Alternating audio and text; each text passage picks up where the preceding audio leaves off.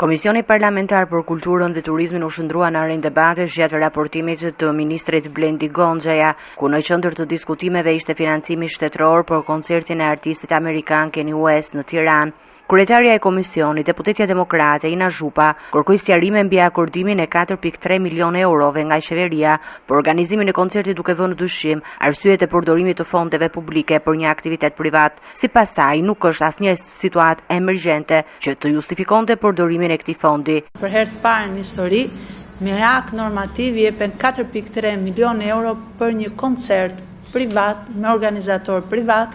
Dhe unë dua të kuptoj si arsyetoni ju si ministër urgjencën e një koncerti të parashikuar.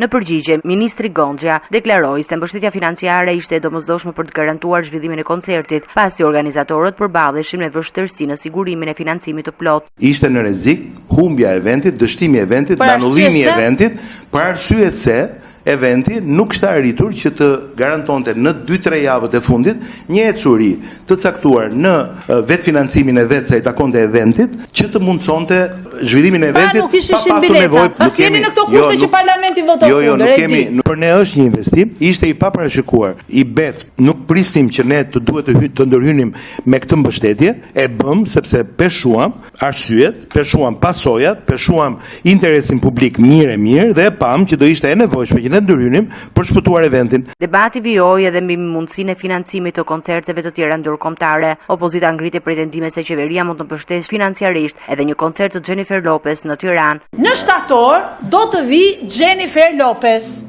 Dëgjova Jennifer Lopez. Tani Jennifer nuk i shiten biletat. Çfarë do bëjmë neve?